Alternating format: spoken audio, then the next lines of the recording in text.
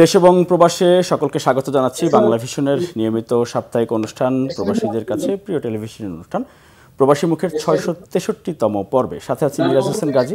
প্রবাসীদের সুখ দুঃখ, সফলতা, সম্ভাবনা এবং বৈদেশিক কর্মসংস্থান খাত, একই সাথে প্রবাসী বাংলাদেশিরা কোন দেশে কেমন আছেন সেসব বিষয় নিয়ে প্রতি সপ্তাহে বাংলা ভিশনের পর্দায় এই অনুষ্ঠানের মাধ্যমে আমরা হাজির হই আপনাদের সামনে।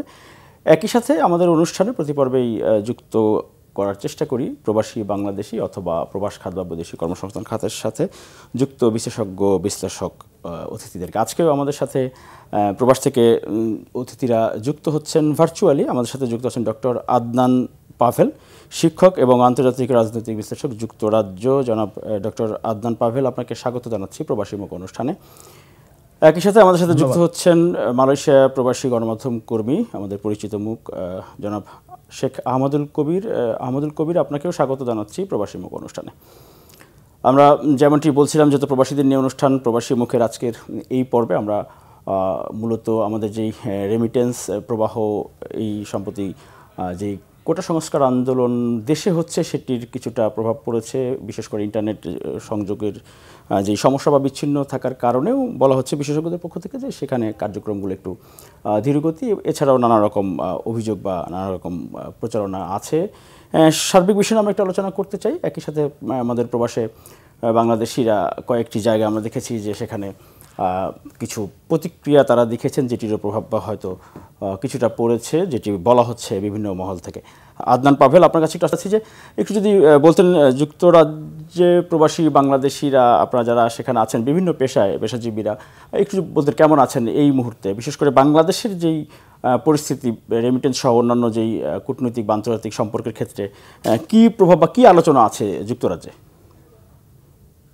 ধন্যবাদ আপনাকে, অনেক ধন্যবাদ। বাংলাদেশের যে বর্তমান কোটা আন্দোলনটাকে ঘিরে বাংলাদেশের যে এখন একটা পলিটিক্যাল ইনস্টেবিলিটি এবং ইকোনমিক একটা ইনস্টেবিলিটি বিরাজ করছে, তার একটা বড় প্রভাব কিন্তু আন্তর্জাতিক রাজনীতিতেও আছে। এবং আপনারা জানেন যে যুক্তরাজ্যে কিন্তু একটা বড় বাংলাদেশি ডায়াসপোরা আছে এবং বাংলাদেশের স্বাধীনতা যুদ্ধ থেকে শুরু করে বাংলাদেশের ইম্পর্টেন্ট ছোটোখাটো বড় সকল ম্যাটারই কিন্তু যুক্তরাজ্যে বাংলাদেশি যারা আছে তারা সবসময় দেশের খোঁজ খবর রাখে, দেশের জন্য তারা পজিটিভলি কিন্তু সবসময় কন্ট্রিবিউট করার চেষ্টা করে।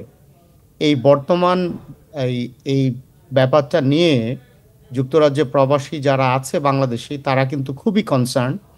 এবং আপনারা জানেন যে ইন্টারনেট কানেকশন কিছুদিন বন্ধ থাকার কারণে, সোশ্যাল মিডিয়া কিছুদিন বন্ধ থাকার কারণে এবং ফোনের যে ডাইরেক্ট ফোনের কানেকশনটাও খুবই পুয়ার থাকার কারণে যুক্তরাজ্যে যারা আছে বাংলাদেশি তারা তাদের পরিবারের সাথে যোগাযোগ রাখা, তাদের আত্মীয় স্বজনদের সাথে যোগাযোগ রাখা কিন্তু ওনাদের জন্য খুব ডিফিকাল্ট হয়ে গিয়েছিল।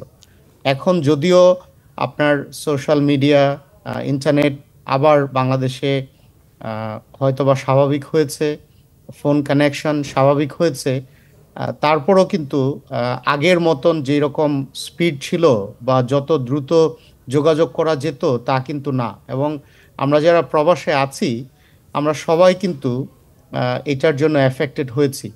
পরিবারের সাথে, বন্ধুবান্ধবের সাথে, আত্মীয় স্বজনের সাথে কিন্তু বেশ কিছুদিন আমরা যোগাযোগ করতে পারিনি। শুধু তাই না, আপনার যেহেতু ইন্টারনেট বন্ধ ছিল, বাংলাদেশে কি হচ্ছে, আমাদের ফ্যামিলি মেম্বাররা কেমন আছে, আমাদের শহর কেমন আছে, বাংলাদেশ কেমন আছে, আমরা কিন্তু বেশ কয়েকদিন কিন্তু আমরা জানতে পারিনি। এটা কিন্তু আমাদের জন্য খুব ভোলাটাইল একটা ভালনারেবল সিচুয়েশন ছিল। এবং আপনারা জানেন যে যুক্তরাজ্যে বাংলাদেশি যারা আছে তারা তো সবসময় বাংলাদেশের ব্যাপারে তারা কিন্তু খুব অ্যাক্টিভ, তারা খুব ইনভলভ। এবং বাংলাদেশের এই বর্তমান পরিস্থিতির কারণে আমরা দেখেছি যুক্তরাজ্যে যারা বাংলাদেশি আছে দল মত নির্বিশেষে তারা কিন্তু এই ব্যাপারটা নিয়ে সবাই খুব কনসার্ন ছিল। এবং এই ব্যাপারটা যোগাযোগ বিচ্ছিন্ন হওয়ার কারণে অনিশ্চয়তা বা সংশয়গুলো আরো বেশি ছিল, দুশ্চিন্তাও বেশি ছিল, যেমনটি বলছিলেন। ডেফিনেটলি বেশি ছিল। এবং প্রবাসে যুক্তরাজ্যে বাংলাদেশি যারা আছে তারা যেহেতু এই ম্যাটারটা নিয়ে কনসার্ন, তারা কিন্তু বিভিন্ন ধরনের কর্মসূচি বিভিন্নভাবে কিন্তু তারা পার্টিসিপেট করার চেষ্টা করেছে যেন এই ব্যাপারটার একটা সুরাহা হয়। আমরা তো চাই যে বাংলাদেশ শান্তিপূর্ণ ভালো থাকুক। আমরা পৃথিবীর যেখানেই থাকি না কেন আমরা তো দেশের কথা আমাদের মনে হয়, আমরা দেশকে ভালোবাসি। সো এটা নিয়ে কিন্তু সবাই খুব কনসার্ন ছিল। জি, আসলে এবং মানে প্রবাসীদের মধ্যে আরো বেশি, আপনাদের মধ্যে আরো বেশি দেশপ্রেম থাকে সাধারণত। আমরা জি, কারণ হচ্ছে যেহেতু আপনার দেশের আমি বাইরে যদি থাকেন, সেক্ষেত্রে হয়তো শিওর দেশের জন্য শিওর টান, পরিবারের জন্য টান। জি, অবশ্যই। জি, আমি যদি আমি জাস্ট ফাইনাল একটা কমেন্ট যদি করি, সেটা হচ্ছে আপনার এই বর্তমান পরিস্থিতিতে আপনারা জেনে থাকবেন যে যুক্তরাজ্যে কিন্তু নতুন সরকার গঠন হয়েছে। আপনার এই বর্তমান পরিস্থিতির কারণে যুক্তরাজ্য সরকারের ফরেন অ্যান্ড কমনওয়েলথ অফিস এবং যেই মিনিস্টার সাউথ এশিয়ার দায়িত্বে, উনি কিন্তু খুব অ্যাক্টিভলি প্রথম থেকে এই ম্যাটারটা নিয়ে ফলো করেছে, ইনভলভ ছিল। এবং যুক্তরাজ্যে বাংলাদেশি যারা আছে ওনারা কিন্তু এখানে গভর্নমেন্টকে এভরি নাও অ্যান্ড দেন তারা ইনভলভ করার চেষ্টা করেছে, যে বিকজ দে আর কনসার্ন, তারা তাদের ফ্যামিলিকে নিয়ে, তারা তাদের দেশকে নিয়ে তারা তো কনসার্ন। এবং যুক্তরাজ্যে বাংলাদেশি যারা আছে, বাংলাদেশের ডেভেলপমেন্টে তাদের তো একটা বড় ধরনের বড় বড় কন্ট্রিবিউশন আছে। অবদান। জি, এবং সারা বিশ্বে জি, আসলে প্রবাসী বাংলাদেশিদের অনেক অবদান, দেশের অর্থনৈতিক চাকা যে গতিশীল অবশ্যই রাখা বা অবশ্যই দেশের অবশ্যই উন্নয়নে প্রবাসীদের বা বিদেশে যারা আছেন আপনার ডায়াসপোরা অবশ্যই অনাবাসী বাংলাদেশি, অবশ্যই তাদের অনেক অবদান রয়েছে। এটি সবসময় আসলে সরকারের পক্ষ থেকেও সেটি বিভিন্ন সময় আমরা বলতে শুনি। আমরা এই পর্যায়ে একটি প্রতিবেদন দেখতে চাই, সেটি হচ্ছে রেমিটেন্স প্রবাহ নিয়ে। এই যে সার্বিক যেই পরিস্থিতি নিয়ে আমরা আলোচনা করছি, এর মধ্যে রেমিটেন্স পাঠানো কমে গেছে। এর জন্য নানা কারণ বলা হচ্ছে সংশ্লিষ্টদের পক্ষ থেকে। তবে যদি এই রেমিটেন্স এইভাবে কমতে থাকে তাহলে দেশের যেই বৈদেশিক মুদ্রা রিজার্ভের উপর একটি নেতিবাচক প্রভাব পড়বে, সেই আশঙ্কা বিশ্লেষকদের। শেখ আহমদুল কবির, জনাব আহমদুল কবির, জানতে চাচ্ছিলাম যে এই যে মালয়েশিয়াতে আমরা দেখেছি যে যেই কর্মী, অর্থাৎ 2022, 23 এবং 24-এর 31 মে পর্যন্ত যে কর্মী গিয়েছে, এই সময়ের মধ্যে যেহেতু 4.5 লাখের বেশি, প্রায় 5.5 লাখের মতো কর্মী মালয়েশিয়াতে গিয়েছে, এবং সেই ধারাবাহিকতা আমরা দেখেছি মালয়েশিয়া থেকে দেশে রেমিটেন্স পাঠানোর পরিমাণ কিন্তু বেড়েছে সার্বিকভাবে অন্যান্য সকল দেশের সাথে যদি তুলনা করি। এখন আসলে এই যে হঠাৎ করে আবার রেমিটেন্স প্রবাহ একটু কমে গেছে, যদি একটু বলেন মালয়েশিয়াতে আসলে প্রবাসী বাংলাদেশিদের এখনকার অবস্থা কি? ধন্যবাদ আপনাকে। যে মূলত আপনার মধ্যপ্রাচ্য এবং এশিয়ার দেশগুলোতে যে আমাদের প্রবাসী বাইরা যে কাজ কর্ম করতেছেন বা যাচ্ছেন, সেটা হইল গিয়ে আমাদের সৌদি আরব পরে কিন্তু আমাদের মালয়েশিয়ার এখন স্থান। যে বিগত যে কলিং বিষয়ে মালয়েশিয়া যারা এসেছেন, এবং একটা আপনি অবশ্যই জানেন যে কলিং বিষয়ে যে পরিমাণ দুর্নীতি হয়েছে এবং যে পরিমাণ টাকা আমাদের প্রবাসী কর্মী ভাইয়েরা খরচ করে এসেছে, কিন্তু সেই টাকাটা কিন্তু এসে এখানে তারা ইয়ে করতে পারতেছে না, ইনকাম করতে পারতেছে না। যে নিয়োগদাতা মাধ্যমে যে তারা আসছে, আসার পরে কিন্তু 4 মাস, 5 মাস, 6 মাস, 7 মাস হয়ে যায়, কিন্তু তারা কাজ পাচ্ছে না। যদি কাজ না পায়, সে এই কর্মী ভাই কিভাবে বাংলাদেশে রেমিটেন্স পাঠাবে? এই একটা কারণ। আরেকটা কারণ হচ্ছে আমাদের বাংলাদেশ থেকে যে আমাদের রিক্রুটিং এজেন্সির মালিক কর্তৃপক্ষ যারা আমাদের এই কর্মী ভাইদের পাঠিয়েছেন, এবং আমি গত আপনার টকশোতেও আপনাকে বলছিলাম, যে লাইভে বলছিলাম, যে আমাদের কর্মী ভাইয়েরা যখন আসে, আমাদের সরকার এবং আমাদের হাই কমিশন এবং আমাদের রিক্রুটিং এজেন্সি কর্তৃপক্ষ যারা পাঠায়, তাদের একটা দায়িত্ব রয়েছে যে তারা পাঠাইছে কিন্তু এখানে রিসিভ করছে নিয়োগকর্তা, কিন্তু কাজ দিচ্ছে না। কেন দিচ্ছে না সেটা কিন্তু আপনার এই এজেন্সির মালিকের দায়িত্ব, সে খোঁজ খবর নেওয়া, সেটা কিন্তু নিচ্ছে না। যখন একজন কর্মী আসে 4 লাখ 5 লাখ টাকা খরচ করে মালয়েশিয়া আইসা, সে যদি কাজ না পায়, সে চলবে কেমনে? তার পরিবারকে কেমনে দিবে?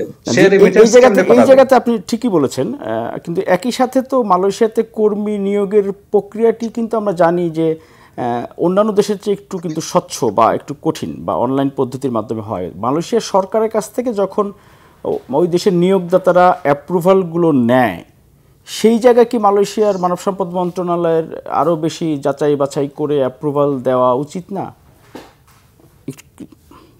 এটা এটা এটা এটা কি ঠিক বলছেন। তারা কিন্তু আগে কিন্তু যাচাই বাছাই করতো, এবং হাই কমিশনও একটা কোম্পানি যখন একটা কোম্পানি 100 জন বাংলাদেশি কর্মী নিবে, তখন হাই কমিশন কিন্তু সত্যায়ন করার আগে তারা এই আপনার কোম্পানিকে ভিজিট করতো, সরাসরি ভিজিট করতে, যে 100 জন বাংলাদেশি কর্মী দরকার আছে কিনা। কিন্তু সেটাও তো বন্ধ করে দিয়েছিল। কিন্তু কেন বন্ধ করেছে? এবং মালয়েশিয়া এবং বাংলাদেশের যে আপনার ব্যবসায়ীরা রয়েছেন, এই ব্যবসায়ীদের কারণেই এই ভিজিট, হাই কমিশনের ভিজিটটা তারা বন্ধ করে দিয়েছে। কেন দিয়েছে? তারা মালয়েশিয়া সরকারের কাছে তারা অভিযোগ করেছে যে আমরা লোক আনবো এবং আমার কোম্পানিতে লোক আনবো, আপনি কোম্পানি আমার কাগজপত্র যাচাই বাছাই করেই কিন্তু আপনি আমাকে অ্যাপ্রুভাল দিয়েছেন, কিন্তু বাংলাদেশ হাই কমিশন কেন যাবে? এই একটা প্রশ্ন। এই এক প্রশ্নের কারণে কিন্তু বাংলাদেশ হাই কমিশন ভিজিটটা বন্ধ করে দিয়েছে। এবং আমাদের বাংলাদেশ সরকারও বলেছে আমাদের দরকার নাই ভিজিটে যাওয়ার, তারা অ্যাপ্রুভাল দিচ্ছে কাগজপত্র যাচাই বাছাই করে। কিন্তু এখানে যে এই গাপলাটা যদি বাংলাদেশ সরকার এবং মালয়েশিয়া সরকার এটা তারা স্পষ্ট না করে, আমরা কর্মী পাঠালে তো চলবে না। একটা কর্মী যখন তার মালয়েশিয়া আসে, তার গরু ছাগল বিটে মাটি বিক্রি করে আসে এবং আত্মীয় স্বজনের কাছ থেকে ঋণ ধার করে নিয়ে আসে। এই ঋণ যখন নিয়ে আসে, যখন একজন নিয়োগকর্তা বাংলাদেশি কর্মী নিয়োগ দিল, সে মান্থলি বেতন পাবে মাত্র 1500 রিঙ্গিত। খরচ গেছে তার 5 থেকে 6 লাখ রিঙ্গিত, 6 লাখ টাকা। 6 লাখ টাকা যদি সে 1500 রিঙ্গিত করে মান্থলি বেতন পায়, তার প্রত্যেক মাসে খরচ আছে তার 500 রিঙ্গিত, মাত্র থাকবে তার 1000 রিঙ্গিত। যদি ওভারটাইম না থাকে তাইলে 1000 রিঙ্গিতে মাত্র বাংলাদেশের কত আসে? ধরেন 20 থেকে 25,000 টাকা। এই 25,000 টাকা তার পরিবারকে পোষণ করবে না তার ঋণ পরিশোধ করবে? এটাই একটা কথা। আর আমাদের বাংলাদেশ সরকার বলতেছে যে 79,000 টাকা সরকারি যে খরচ নির্ধারণ করা হয়েছে, কিন্তু এই 79,000 টাকার পরে কেন একজন কর্মী 5 লাখ 6 লাখ টাকা দিবে? এটা একটা প্রশ্ন। প্রবাসী মুখের এই পর্যায়ে নিচ্ছি ছোট একটি বিরতি, আমাদের সঙ্গে থাকুন।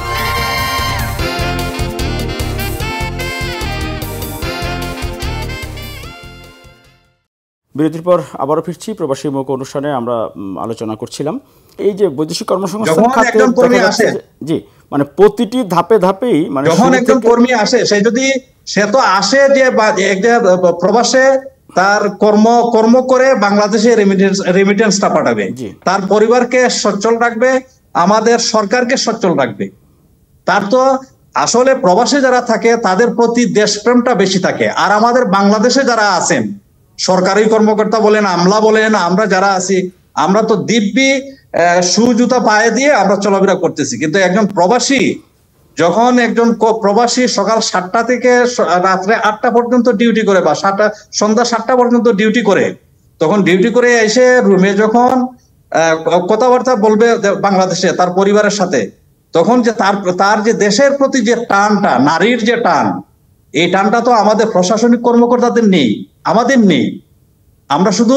আমরা শুধু টাকা ইনকামের ধান্দায় থাকি। আমরা একজন প্রবাসী কর্মী যখন আমাদের কর্মী ভাইকে প্রবাসে পাঠালাম দেশে রেমিটেন্স পাঠানোর জন্য, তার কি সমস্যা আছে, তার সমস্যা ভোগ করতেছে, সেটা যদি আমরা সমাধান না করতে পারি, তাইলে আমরা প্রবাসে কেন আমরা আমাদের কর্মী ভাইদেরকে পাঠাবো? আরেকটা বিষয় আছে যে আমরা দেখেছি যে সম্প্রতি বিশেষ করে 2024 সালে মালয়েশিয়াতে কিন্তু ব্যাপক অভিযান চলছে ইমিগ্রেশন বিভাগের। বিভিন্ন অঞ্চলে তারা অভিযান চালাচ্ছে প্রায় প্রতিদিনই, আমরা দেখছি।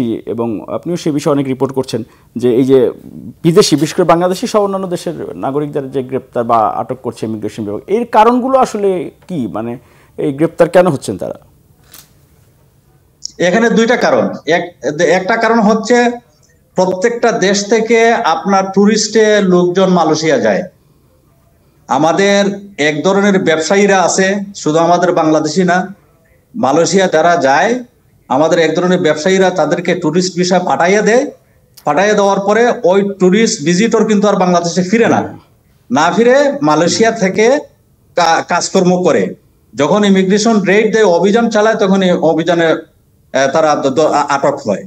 এই গেল একটা কারণ। আর একটা কারণ হইল ওই যে আগে যে কথাটা বললাম, যে যারা কলিং বিষয়ে আসছে, যখন যে নিয়োগকর্তার কাছে থাকে 3 মাস 4 মাস 5 মাস যাওয়ার পরে কোনো কাজ পায় না, তখন ওই কর্মীটা দিশেহারা হয়ে অন্যত্র পাসপোর্ট রেখে চলে যায়, গিয়ে যাই হোক যেখানেই কাজ করে, কয়েকদিন কাজ করলো, যখন ইমিগ্রেশন অভিযান পরিচালনা করে তখন তো তার কাছে কোনো কাগজপত্র নাই, সে আটক হয়ে যায়। এই যে এই দুই কারণে আমাদের প্রবাসী ভাইয়েরা আটক হচ্ছে ইমিগ্রেশনের অভিযানে। এবং শুধু আমাদের বাংলাদেশি না, বাংলাদেশি আপনার এই যে কয়েকদিন ধরে যে আটক অভিযান চলতেছে, তাদের এটাই লেগে তাদের মালয়েশিয়া সরকার বলছে যে তাদের দেশের সার্বভৌমত্ব বজায় রাখার জন্য আইন শৃঙ্খলা, তাদের আইন অনুযায়ী তাদের এইটি ঠিক আছে, কিন্তু সেই ক্ষেত্রে ধরেন যে বাংলাদেশিরা যারা, যেমন আমরা দেখছি যে প্রায় প্রতিদিনই যেহেতু অভিযানে আটক হচ্ছে বাংলাদেশিরা, সেই ক্ষেত্রে আমাদের দূতাবাস বা আমাদের হাইকমিশন সেখানে যেহেতু আছে, বা আমাদের কর্মীদের আরো একটু বেশি এ ব্যাপারে সজাগ থাকা উচিত কিনা, বা এই আটকের পরে তাদের পরিস্থিতি আসলে কি হয়? আটক করে পরে তো তারা ডিটেনশন ক্যাম্পে নিয়ে যায়।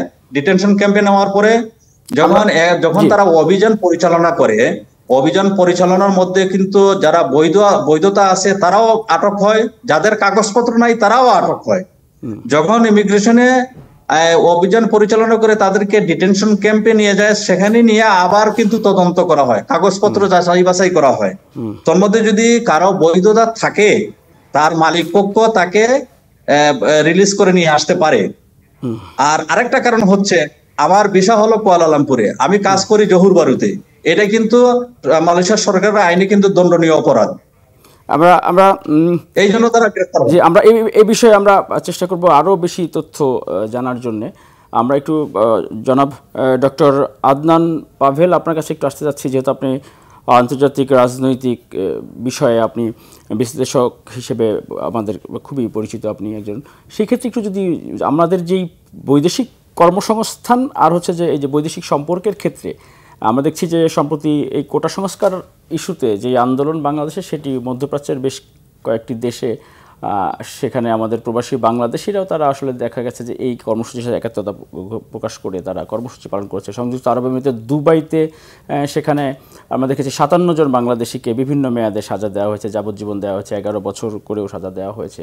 সৌদি আরব সহ কাতার, কুয়েত বিভিন্ন জায়গায় বিক্ষোভ প্রদর্শন করেছে। এতে করে আসলে আন্তর্জাতিক সম্পর্কের ক্ষেত্রে বা কূটনৈতিক যেই সম্পর্ক বিভিন্ন দেশের সাথে আমাদের, মধ্যপ্রাচ্য তো আমাদের শ্রম ঘন বা শ্রম বাজারের বড় একটি যোগান দিচ্ছে, সেই ক্ষেত্রে প্রভাব কি পড়ে আসলে? ধন্যবাদ, আপনি খুব সময়োপযোগী একটা প্রশ্ন করেছেন। কবির ভাই যেটা বলছিল সেটা হচ্ছে যে শুধু মালয়েশিয়া না, অনেক দেশে আপনার যারা চাকরি করতে যায় বা যে কোনো কারণে যায়, ওইখানে যে হাই কমিশন আছে, তারা কিন্তু বাংলাদেশের গভর্নমেন্টকে রিপ্রেজেন্ট করে। তারা যদি অ্যাক্টিভ হয়, তারা যদি তাদের দায়িত্ব সঠিকভাবে পালন করে, তখন কিন্তু বাংলাদেশ থেকে যারা আসছে বিভিন্ন কারণে হতে পারে, তাদের জন্য কিন্তু পুরো ম্যাটারটা অনেক বেশি স্মুথ হয়। এখন কোটা আন্দোলনকে ঘিরে আপনার মিডল ইস্টে বিভিন্ন জায়গায় যেই আপনার ডেমনস্ট্রেশন হয়েছে, সেখানে বেশ কিছু বাংলাদেশিকে অ্যারেস্ট করা হয়েছে, ওনাদেরকে শাস্তি দেওয়া হয়েছে। আমরা তো জানি যে মিডল ইস্টের আইন কানুনটা তো খুবই স্ট্রিক্ট। এটা তো শুধু বাংলাদেশিদের জন্য না, এটা যদি একজন আমেরিকান পাসপোর্ট হোল্ডার, একজন ব্রিটিশ পাসপোর্ট হোল্ডার, একজন Australian passport holder, Malaysian passport holder, সবার জন্যই কিন্তু মিডল ইস্টের নিয়ম কানুনগুলো কিন্তু অনেক স্ট্রিক্ট। বাট আমি যেটা মনে করি সরকারের দায়িত্ব হবে সেইখানে আপনার ওই দেশের গভর্নমেন্টের সাথে কথা বলে তাদের শাস্তিটা যেন মিনিমাইজ করা যায়। হ্যাঁ, সেটা কিন্তু সরকারের দায়িত্ব।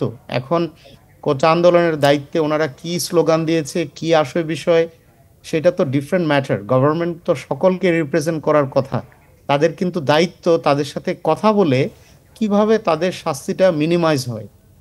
আমরা বহির্বিশ্বে, আপনি সেটা যুক্তরাজ্য বলেন, যুক্তরাষ্ট্র বলেন, তারা সবাই কিন্তু একই নীতি ফলো করে। আজকে একজন মালয়েশিয়ার নাগরিক যদি ব্রিটেনে এসে বা আমেরিকাতে এসে কোনো কারণে একটা সমস্যায় পড়ে, এটা কিন্তু মালয়েশিয়ান গভর্নমেন্টের দায়িত্ব তাকে হেল্প করা, তাকে অ্যাসিস্ট করা।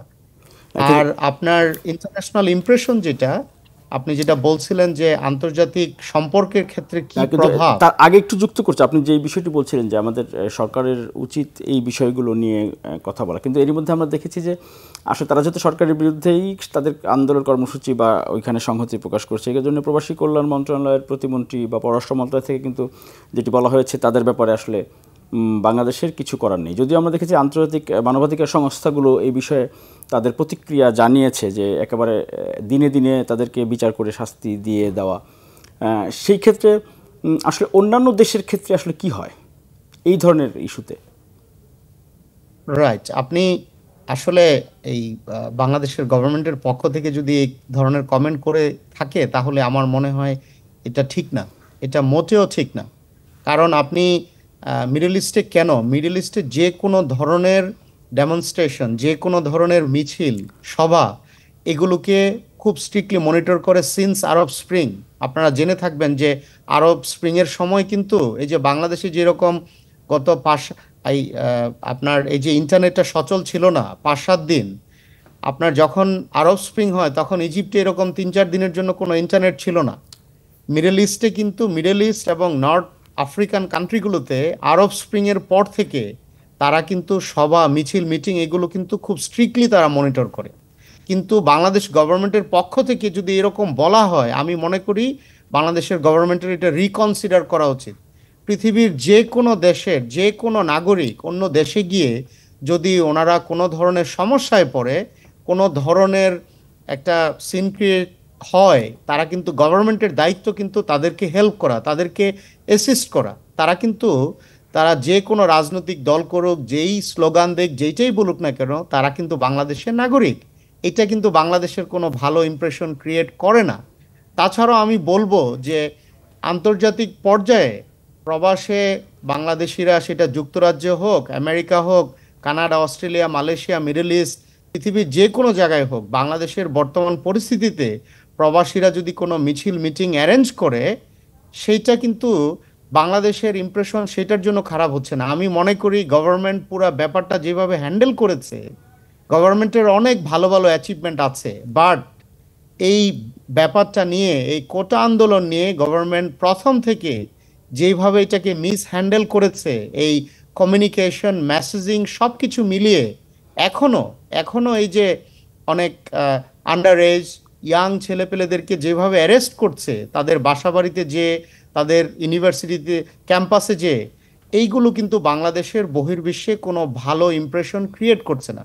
এবং সরকারের অনেক ভালো ভালো অ্যাচিভমেন্ট কিন্তু এই মিস হ্যান্ডেলিংয়ের কারণে, এই আপনার পুরা ব্যাপারটাকে খুব বাজে মতো হ্যান্ডেল করার কারণে কিন্তু গভর্নমেন্টের ইমপ্রেশন খুব বাজে হচ্ছে। তো আপনাকে মানে জাস্ট সামারলি, এই মিডল ইস্টে বাংলাদেশিরা এই কোটা আন্দোলনের নিয়ে আন্দোলন করেছে, এতে করে বাংলাদেশের ইমপ্রেশন খারাপ হয়নি, বরঞ্চ বাংলাদেশের গভর্নমেন্ট এই পুরা ব্যাপারটাকে যেভাবে মিস হ্যান্ডেল করেছে।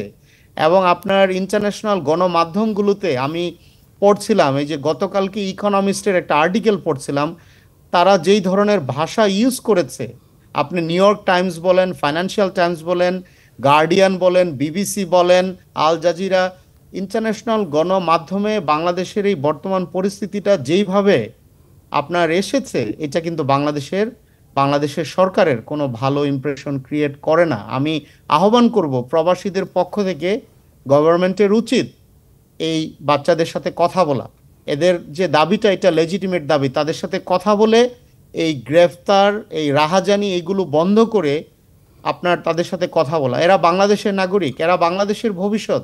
আবার প্রবাসী যারা আছেন তারাও তো আবার বিশেষ করে মধ্যপ্রাচ্যে যারা আমাদের ওয়ার্কার বা কর্মী ভিসায় যারা গিয়েছেন, তাদেরও তো ওই দেশের আইন মেনে চলা তো নিশ্চয়ই উচিত, কারণ বিপদে যখন পড়বে তখন তো এই প্রবাসী বিপদে পড়ছে। কিন্তু সরকার কি করবে বা কি করা উচিত সেই অনুরোধ আপনি বা রাখতে পারেন। জি, কিন্তু অ্যাবসলিউটলি, আপনি অ্যাবসলিউটলি রাইট, অ্যাবসলিউটলি, আমি থ্যাংক ইউ ভেরি মাচ, আপনি ইউ আর অ্যাবসলিউটলি রাইট। এবং আমি আপনার অনুষ্ঠানের মাধ্যমে আমি অনুরোধ করব পৃথিবীর বিভিন্ন দেশে বাংলাদেশি যারা আছে, তারা বাংলাদেশের বর্তমান পরিস্থিতিতে তারা যদি কনসার্ন থাকে এটা নিয়ে, তারা যদি কোনো ধরনের অনুষ্ঠান করে, কোনো সভা করে, তারা যেন ওই দেশের নিয়ম কানুন মেনে চলে। আপনি যেইখানেই থাকেন না কেন ওই দেশের নিয়ম কানুন মেনে চলা কিন্তু আপনার দায়িত্ব। না, আবার আবার ধরেন আপনারা অবশ্যই যারা আপনার আপনারা দায়িত্ব। যারা উন্নত বিশ্বের দেশগুলোতে যারা যুক্তরাষ্ট্র, যুক্তরাজ্য বা ইউরোপের অন্যান্য দেশে যারা আছেন বা যারা থাকেন, সেখানে কিন্তু একরকম হয়তো সেখানে আন্দোলনের ভাষা, কিন্তু মধ্যপ্রাচ্যে যেহেতু এখানকার নিয়ম আইন কানুন বা এই ধরনের কর্মসূচির ক্ষেত্রে কিন্তু যেহেতু আরও বেশি তারা কঠোর, সেই ক্ষেত্রে আমাদের প্রবাসীদের মনে হয় নিজেদের স্বার্থে হলেও অন্ততপক্ষে এই ধরনের যে কর্মসূচি হঠাৎ করে কোনো বিক্ষোভ মিছিল বা বাইরে আউটডোরে কোনো প্রোগ্রাম ক্ষেত্রে মনে হয় যে নিজেদের স্বার্থেই একটু বিকল্প চিন্তা করা উচিত। নিশ্চয়ই আপনি এটি বলছিলেন। অবশ্যই আমি আপনার সাথে একমত, অবশ্যই অবশ্যই। But also at the same time প্রবাসে যারা আছে যেইখানে আছে তাদের অবশ্যই উচিত নিয়ম কানুন মেনে চলা। Also at the same time গভর্নমেন্টেরও উচিত কেউ প্রবাসী যদি বিপদে পড়ে তাকে অভিভাবক government হিসেবে help আমাদের করা। দূতাবাসও তাকে যেন অন্ততপক্ষে নিজেদের মতো করেই কি বলেন সচেতন করা বা নিজেদের মধ্যে অবশ্যই। সেটি রাখার বিষয়ে বা তাদেরকে অন্ততপক্ষে যতটুকু সম্ভব তাদেরকে এই বিষয়ে সচেতন করে তোলা প্রয়োজন, যেটি ডক্টর আদনান পাভেল বলছিলেন। জনাব শেখ আহমদুল কবির, আপনার কাছে একটু আসতে চাচ্ছি, একেবারে ছোট করে যদি একটু বলি যে এই যে মালয়েশিয়া থেকে আপনি বলছেন সেখানে কর্মীদের নানা রকম যেই সমস্যা বা কর্মীরা সেখানে গিয়ে কাজ পাচ্ছে না বা বেকার থাকছে, এই কারণে দেখা যাচ্ছে যে তাদের আয় রোজগারও কমে যাচ্ছে। এই ক্ষেত্রে আসলে আমাদের হাইকমিশন এই যে যারা আটক হচ্ছে বা যারা কাজ পাচ্ছে না তাদের জন্য আসলে কী পদক্ষেপ নিচ্ছে আপনার কাছে যতটুকু তথ্য আছে, কি ছোট করে? এখানে আমরা যেটা দেখতেছি, হাই কমিশন কিন্তু আমাদের প্রবাসীদের কল্যাণ নিশ্চিতে কাজ করতেছে। যেমন রেমিটেন্স বাড়ানোর জন্য প্রতি মাসেই কিন্তু বিভিন্ন প্রদেশে হাই কমিশন এবং আমাদের রেমিটেন্স যে হাউসগুলো রয়েছে তাদেরকে নিয়ে আপনার বৈধবতে রেমিটেন্স পাঠানোর জন্য তাদেরকে উৎসাহিত করা হচ্ছে, উদ্বুদ্ধ করা হচ্ছে।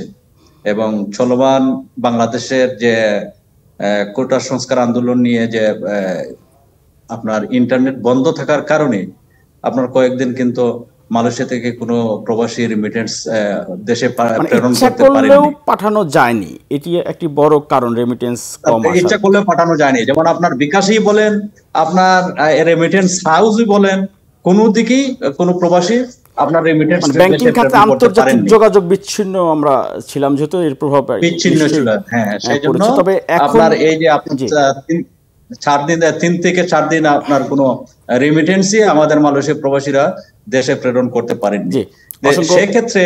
সেক্ষেত্রে আপনার চলমান যে বাংলাদেশের বিষয়াদি নিয়ে বাংলাদেশ হাই কমিশন কিন্তু সজাগ, এবং আমাদের প্রবাসী ভাইদেরকে সচেতনতা এবং মালয়েশিয়ার আইন কানুন মেনে চলার জন্য তারা সবসময় প্রবাসীদেরকে কনসার্ন করতেছেন, এবং বিশেষ করে এই আপনার বৈধ পথে রেমিটেন্স পাঠানোর জন্য উদ্বুদ্ধকরণ করা হচ্ছে। এবং আমরা দেখেছি দূতাবাসের পক্ষ থেকে বিভিন্ন দূতাবাস থেকে বিজ্ঞপ্তিও জারি করা হচ্ছে এবং প্রবাসীদের প্রতি আহ্বান জানানো হচ্ছে যে আমরা আশা করব যে আমাদের প্রবাসীরা নিশ্চয়ই সবসময় দেশের অর্থনৈতিক উন্নয়নে বড় ভূমিকা রাখেন, সেই ধারাবাহিকতা থাকবে।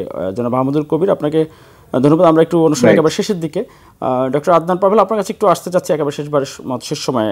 আমাদের এই যে রেমিটেন্সের একটি বড় উৎস এখন কিন্তু হয়েছে যে এই যে আমাদের যে ই কমার্স এবং অন্যান্য যেই বিশেষ করে গুগল, ইউটিউব, ফেসবুক কেন্দ্রিক যেই বড় একটি বাজার তৈরি হয়েছে, সেই জায়গাতে আসলে এই যে বন্ধ থাকা কমিউনিকেশন বা এই যে ইন্টারনেট বন্ধ থাকা, এখানে একটি বড় প্রভাব তো নিশ্চয়ই পড়েছে। যদি একটু আপনি এই বিষয়ে আপনার ছোট্ট করে একটু পর্যবেক্ষণ তুলে ধরতেন।